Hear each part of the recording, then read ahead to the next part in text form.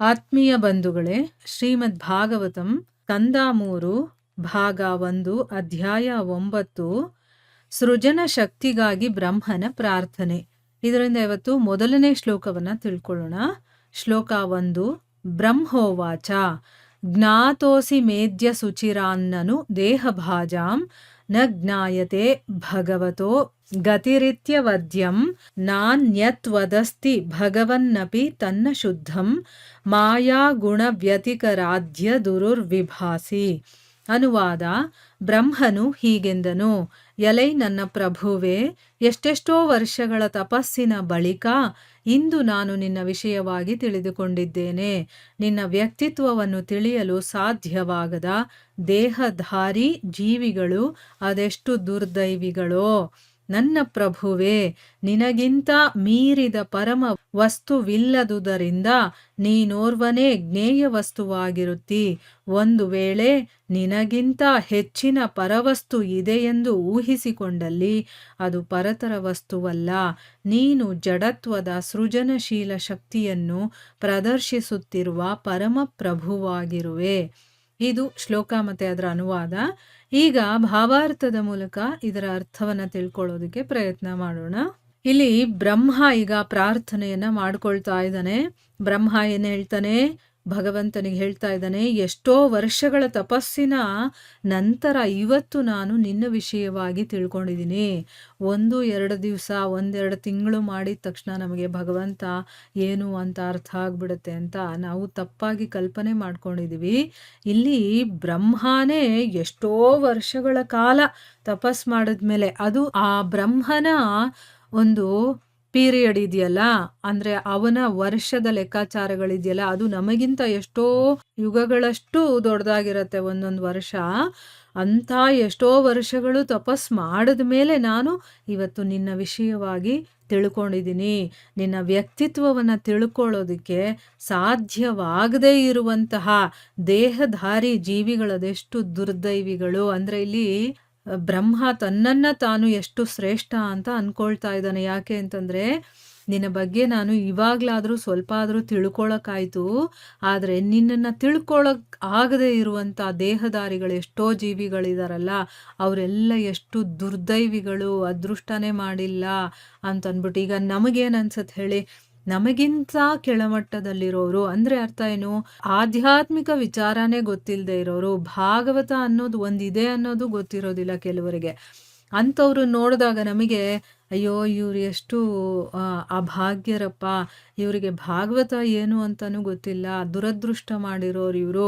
ಆದರೆ ನಾವೆಷ್ಟು ಅದೃಷ್ಟವಂತರು, ಆ ಭಗವಂತನ ಬಗ್ಗೆ ತಿಳ್ಕೊಳ್ಳೋ ಅಂತ ಒಂದು ಚಾನ್ಸು ನಮಗೆ ಸಿಕ್ಕಿದೆ. ಭಾಗವತ ಏನು ಅಂತ ನಮಗೆ ಗೊತ್ತಾಗಿದೆ, ಭಾಗವತದಲ್ಲಿ ಏನಿದೆ, ಅದನ್ನು ಯಾಕೆ ಓದಬೇಕು ಅನ್ನೋದೆಲ್ಲ ನಮಗೆ ಸ್ವಲ್ಪ ಮಟ್ಟಿಗಾದರೂ ತಿಳ್ಕೊಳ್ತಾ ಇದ್ದೀವಿ ಅಂತ ನಾವು ಅನ್ಕೊಳ್ತೀವಲ್ವಾ. ಅದೇ ರೀತಿ ಬ್ರಹ್ಮ ನಮ್ಮನ್ನು ನೋಡಿ ಅನ್ಕೊಳ್ತಾ ಇದ್ದಾನೆ. ಯಾಕೆ ಅಂದ್ರೆ ಇವರಿಗೆ ಭಗವಂತನ ವಿಚಾರಗಳೇ ಗೊತ್ತಿಲ್ಲ, ಭಗವಂತ ಏನು ಅನ್ನೋದೇ ಗೊತ್ತಿಲ್ಲ, ಅದಕ್ಕೆ ಇವರು ದುರ್ದೈವಿಗಳು ಅಂತ ಅಂದ್ಬಿಟ್ಟು ಹೇಳ್ತಾ ಇದ್ದಾನೆ. ಆಮೇಲೆ ಹೇಳ್ತಾನೆ, ನನ್ನ ಪ್ರಭುವೇ, ನಿನಗಿಂತ ಮೀರಿರುವಂತಹ ಪರಮ ವಸ್ತು ಇಲ್ಲದೆ ಇರೋದ್ರಿಂದ, ಅಂದ್ರೆ ನೀನೇ ಅಂತಿಮ, ನಿನಗಿಂತ ಹೆಚ್ಚಿನದ್ದು ಏನೂ ಇಲ್ಲ, ಒಂದು ಪರಮ ವಸ್ತು ಅನ್ನೋದೇ ಇಲ್ಲ, ನೀನೊಬ್ಬನೇ ತಿಳ್ಕೋಬೇಕಾಗಿರುವಂತಹ ಒಂದು ವಸ್ತು ಅಂತ ಹೇಳ್ತಾ ಇದ್ದಾನೆ. ಅಂದ್ರೆ ನಾವು ಎಲ್ಲವನ್ನು ತಿಳ್ಕೊಳ್ತಾ ಕೊನೆಯಲ್ಲಿ ಒಂದಿರುತ್ತೆ, ಅದೇ ಎಲ್ಲದಕ್ಕೂ ಮೂಲವಾಗಿರುತ್ತಲ್ವಾ, ಅದನ್ನ ತಿಳ್ಕೊಂಡ್ಬಿಟ್ರೆ ಇನ್ನು ಅದಕ್ಕಿಂತ ಮೀರಿರುವಂಥದ್ದು ಏನೂ ಇರೋದಿಲ್ಲ.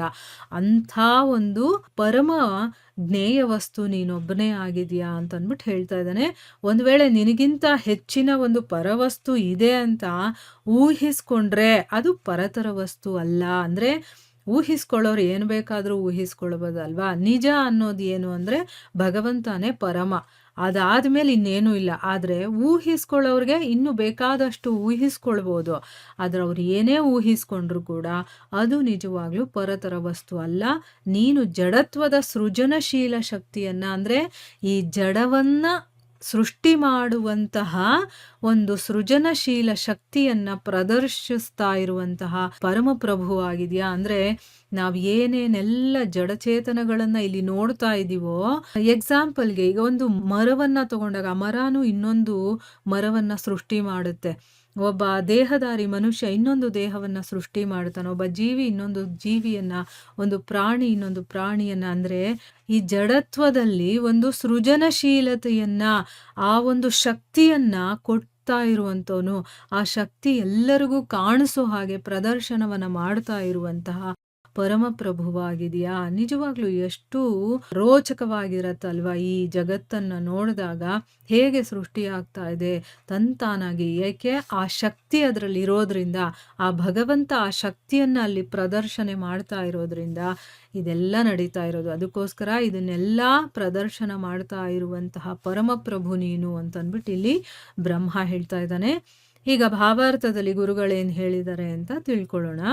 ವಿಶ್ವದ ಅಭಿವ್ಯಕ್ತಿಯ ಪರಮ ಕಾರಣ ಯಾವುದೆಂಬುದನ್ನು ಅರಿಯದಿರುವ ಭೌತಿಕ ಶರೀರಗಳಿಂದ ಬದ್ಧರಾದ ಜೀವಿಗಳ ಅಜ್ಞಾನದ ಪರಾಕಾಷ್ಠೆಯಾಗಿದೆ. ಅಂದ್ರೆ ಈ ಒಂದು ವಿಶ್ವವನ್ನ ನೋಡಿ, ಈ ವಿಶ್ವಕ್ಕೆ ನಾವು ಮೋಹಗೊಂಡಿದ್ದೀವಿ. ಆದ್ರೆ ಈ ಜಗತ್ತಿದೆಯಲ್ಲ, ಕಾಣಿಸ್ತಾ ಇರುವಂತ ಈ ಜಗತ್ತು, ಇದಕ್ಕೆ ಪರಮ ಕಾರಣ ಯಾವುದು ಅನ್ನೋದನ್ನೇ ನಾವು ತಿಳ್ಕೊಳ್ಳೋದಕ್ಕೆ ಪ್ರಯತ್ನ ಮಾಡೋದಿಲ್ಲ. ಇದನ್ನ ನೋಡ್ತೀವಿ, ಅದನ್ನ ಎಂಜಾಯ್ ಮಾಡ್ತೀವಿ, ಅನುಭವಿಸ್ತೀವಿ, ಎಲ್ಲ ಮಾಡ್ತೀವಿ. ಆದ್ರೆ ಇದಕ್ಕೆ ಕಾರಣ ಯಾರು, ಹೇಗಿದೆಲ್ಲ ಸೃಷ್ಟಿಯಾಯಿತು, ಅದ್ರ ಕಡೆ ನಮ್ಮ ಗಮನ ಹೋಗೋದಿಲ್ಲ.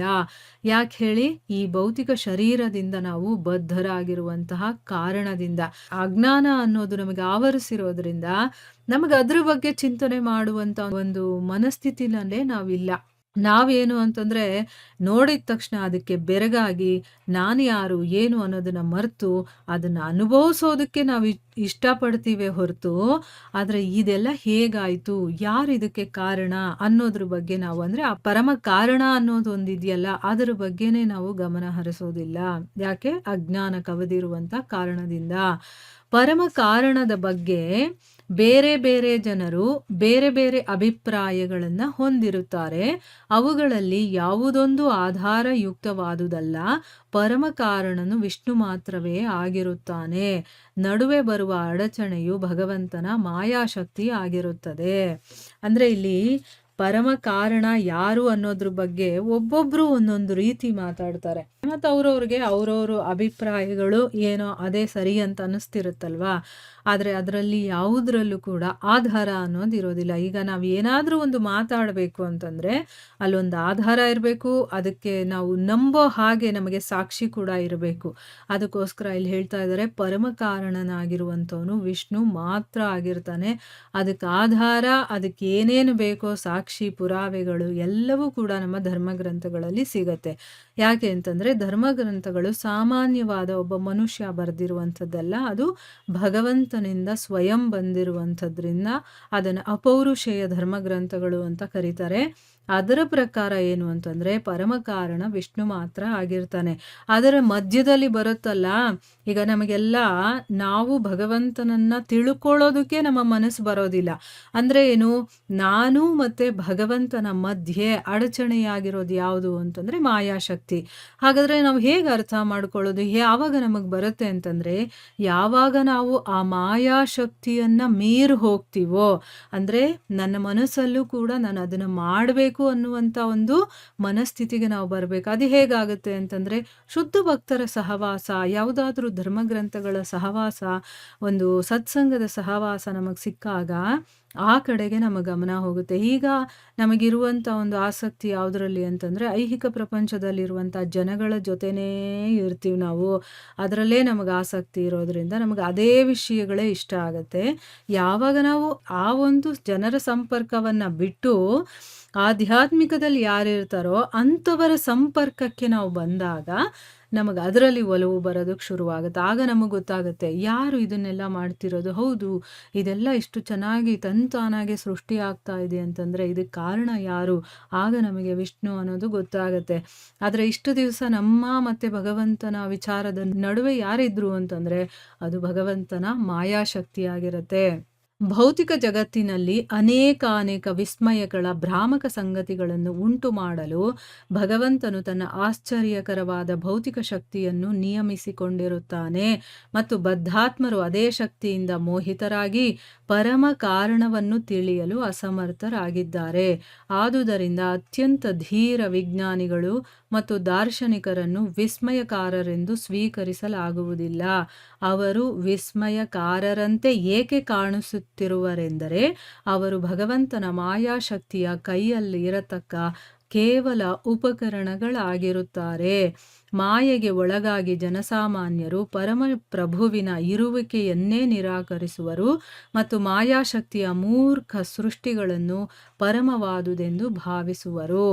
ನೋಡಿ, ಇಲ್ಲಿ ಮಾಯಾಶಕ್ತಿ ಅಂತಂದ್ರೆ ಏನು, ಅದು ಏನು ಕೆಲಸ ಮಾಡುತ್ತೆ, ಅದನ್ನ ಸೃಷ್ಟಿ ಮಾಡಿರೋರು ಯಾರು, ಅದರಿಂದ ನಾವು ಹೇಗೆ ಮೋಹಕ್ಕೆ ಒಳಗಾಗ್ತೀವಿ, ಎಲ್ಲ ವಿಚಾರಗಳನ್ನು ಕೂಡ ಇಲ್ಲಿ ಡೀಟೇಲ್ ಆಗಿ ಹೇಳಿದ್ದಾರೆ.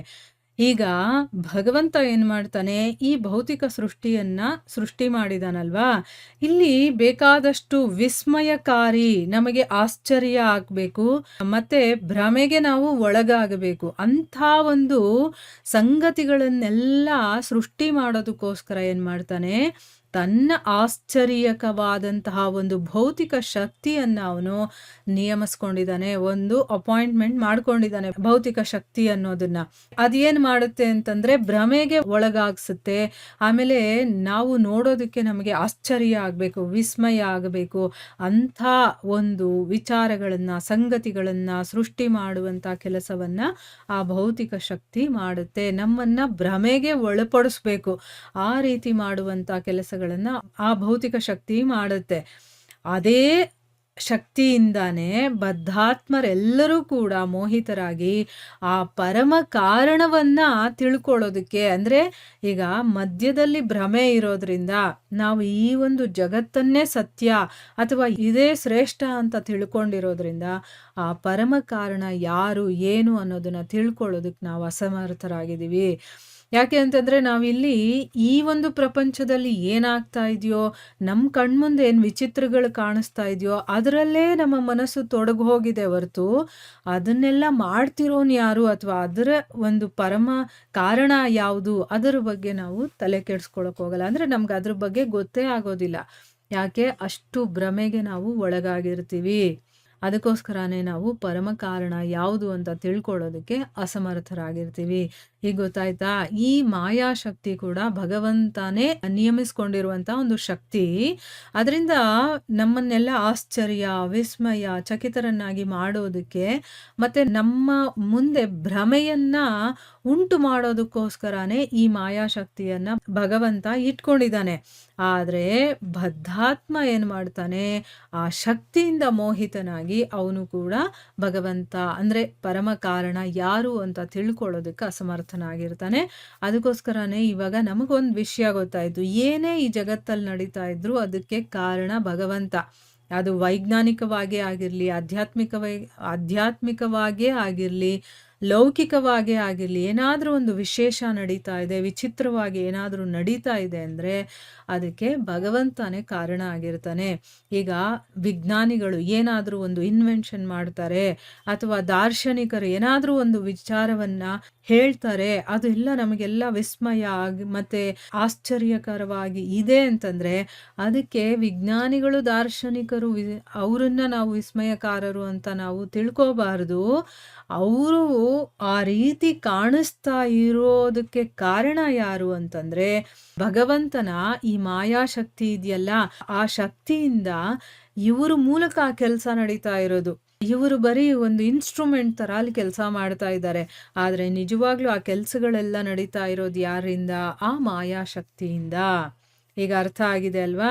ವಿಜ್ಞಾನಿಗಳಾಗಿರ್ಬೋದು, ದಾರ್ಶನಿಕರಾಗಿರ್ಬೋದು, ಯಾವುದೇ ಒಂದು ವಿಶೇಷ ಕೆಲಸಗಳನ್ನ ಮಾಡೋರಾಗಿರಬಹುದು, ಆಶ್ಚರ್ಯಕರವಾದಂತಹ ಒಂದು ಕೆಲಸಗಳನ್ನ ಮಾಡಿ ತೋರಿಸಿದ್ರು ಕೂಡ ಅವರು ಬರೀ ಉಪಕರಣಗಳ ತರ ಅವ್ರ ಮೂಲಕ ಈ ಮಾಯೆ ಮಾಡಿಸ್ತಾ ಇರೋದು. ಇದನ್ನ ಮಾಡಿಸ್ತಾ ಇರೋದು ಯಾರು? ಭಗವಂತ. ಈಗ ನಮಗೆ ಕ್ಲಿಯರ್ ಆಯ್ತಲ್ವಾ? ಭಗವಂತ ಅವನ ಮಾಯಾಶಕ್ತಿ, ಭ್ರಮೆ ಮತ್ತೆ ಜೀವಿ ಇದೆಲ್ಲ ಹೇಗೆ ಕೆಲಸ ಮಾಡ್ತಾ ಇದೆ ಅನ್ನೋದು ನಮಗ್ ಗೊತ್ತಾಯ್ತು. ಯಾರು ಮಾಯೆಗೆ ಒಳಗಾಗಿರ್ತಾರೋ ಅಂತ ಜನಸಾಮಾನ್ಯರು ಆ ಭಗವಂತ ಇದಾನೆ ಅನ್ನೋದನ್ನೇ ನಿರಾಕರಣೆ ಮಾಡ್ತಾನೆ. ಆಮೇಲೆ ಮಾಯಾಶಕ್ತಿಯ ಮೂರ್ಖ ಸೃಷ್ಟಿಗಳಿರುತ್ತಲ್ಲ, ಈಗ ಈ ಮಾಯಾಶಕ್ತಿ ಏನನ್ನ ಸೃಷ್ಟಿ ಮಾಡುತ್ತೋ ಅಂಥದ್ದನ್ನೇ ಪರಮವಾಗಿರುವಂಥದ್ದು, ಅದೇ ಉತ್ತಮವಾಗಿರುವಂಥದ್ದು, ಅದೇ ಉತ್ಕೃಷ್ಟವಾಗಿರುವಂಥದ್ದು ಅಂತಂದ್ಬಿಟ್ಟು ಅವರು ನಂಬ್ಕೊಳ್ತಾರೆ, ಭಾವಿಸ್ಕೊಳ್ತಾರೆ. ಯಾಕೆ ಅಂತಂದ್ರೆ ಅವರು ಭ್ರಮೆಗೆ ಒಳಗಾಗಿರೋದ್ರಿಂದ ಅವರು ಆ ರೀತಿ ಭಾವಿಸ್ಕೊಳ್ತಾರೆ. ಎಷ್ಟು ಕ್ಲಿಯರ್ ಆಗಿ ಹೇಳಿದ್ದಾರೆ ನೋಡಿ. ಭಗವಂತನೇ ಎಲ್ಲವನ್ನ ಸೃಷ್ಟಿ ಮಾಡೋದು. ಈಗ ಸೃಷ್ಟಿ ಮಾಡಿ ಸುಮ್ಮನೆ ಇದ್ಬಿಟ್ರೆ ಏನ್ ಚೆನ್ನಾಗಿರುತ್ತೆ? ಅದರಲ್ಲಿ ಏನೇನೋ ಒಂದು ಆಶ್ಚರ್ಯಕರವಾದಂತಹ ಸಂಗತಿಗಳನ್ನೆಲ್ಲ ಮಾಡೋದಕ್ಕೆ ಅವನೇನ್ ಮಾಡ್ತಾನೆ, ಮಾಯಾಶಕ್ತಿಯನ್ನ ಸೃಷ್ಟಿ ಮಾಡ್ತಾನೆ. ಆ ಶಕ್ತಿಯ ಮೂಲಕ ಈ ಕೆಲಸಗಳನ್ನ ಮಾಡ್ತಾನೆ. ಈಗ ಆ ಶಕ್ತಿ ಕಣ್ಣಿಗೆ ಕಾಣಿಸೋದಿಲ್ಲ. ನಮ್ಮ ಜೀವಿಗಳ ಮೂಲಕ ಅದರಲ್ಲಿ ಒಬ್ಬ ಬುದ್ಧಿವಂತ, ಇನ್ನೊಬ್ಬ ಕಲೆಗಾರ, ಇನ್ನೊಬ್ಬ ವಿಜ್ಞಾನಿ, ಆಮೇಲೆ ಇನ್ನೊಬ್ಬ ದಾರ್ಶನಿಕ, ಈ ರೀತಿ ಅವರಲ್ಲೇ ಯಾರನ್ನಾದ್ರೂ ಸೆಲೆಕ್ಟ್ ಮಾಡ್ಕೊಂಡು ಅವರ ಮೂಲಕ ಈ ಕೆಲಸಗಳನ್ನ ಅವನು ಮಾಡಿ ತೋರಿಸ್ತಾನೆ. ಆಗ ನಾವೇನ್ ಅನ್ಕೊಂಡ್ಬಿಡ್ತೀವಿ, ಅವನೇ ಶ್ರೇಷ್ಠ ಅಂತ ಅನ್ಕೊಳ್ತೀವಿ. ಆದ್ರೆ ಅವನ ಹಿಂದೆ ಯಾರು ಕೆಲಸ ಮಾಡಿಸ್ತಾ ಇದ್ದಾನೋ ಅವನನ್ನೇ ನಾವು ಮರ್ತು ಹೋಗ್ತೀವಿ. ಇದನ್ನ ಇಲ್ಲಿ ಹೇಳ್ತಾ ಇರೋದು. ಇದರ ಮುಂದುವರೆದ ಭಾಗ ಇನ್ನೂ ಇದೆ. ಅದನ್ನ ನಾವು ಮುಂದಿನ ಭಾಗದಲ್ಲಿ ತಿಳ್ಕೊಳ್ಳೋಣ. ಹರೇ ಕೃಷ್ಣ.